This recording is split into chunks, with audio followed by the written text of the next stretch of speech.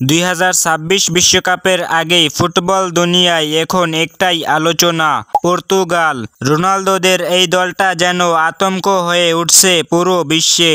দলটা এখন এমন ভারসাম্যপূর্ণ যে প্রতিটি লাইনেই আছে ভয় জাগানো নাম। আক্রমণে রয়েছেন কিংবদন্তি ক্রিস্টিয়ানো রোনালদো, তরুণ আগুন জও ফেলিক্স আর দুর্দান্ত রাফায়েল লিও। তাদের গতিতে ও ফিনিশিংয়ে প্রতিপক্ষের ডিফেন্ডাররা যেন হিমশিম খায়। মিডফিল্ডে আছেন খেলার নিয়ন্ত্রক ব্রুনো ফার্নান্দেজ, সঙ্গে স্থিতিশীল বিতিনহা ও বের্নার্দো সিলভা।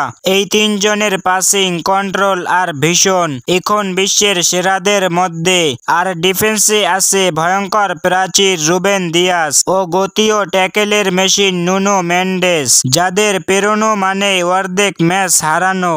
2025 সালে তারা ইউরোপিয়ান নেশনস লিগ জিতে প্রমাণ করেছে এই পর্তুগাল আর আগের মতো নয়। তারা এখন জয়ের মেশিন, যারা হার মানতে জানে না।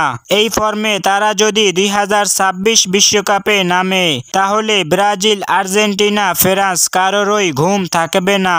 রোনালদোর শেষ বিশ্বকাপ, জও ফেলিক্স, রাফায়েল লিও, ব্রুনো ফার্নান্দেজদের সেরা সময়। সব মিলিয়ে এটাই হতে পারে পর্তুগালের সোনালী যুগের শুরু। তাহলে বলুন, আপনার চোখে কি পর্তুগালই 2026 বিশ্বকাপের সবচেয়ে ভয়ঙ্কর দল?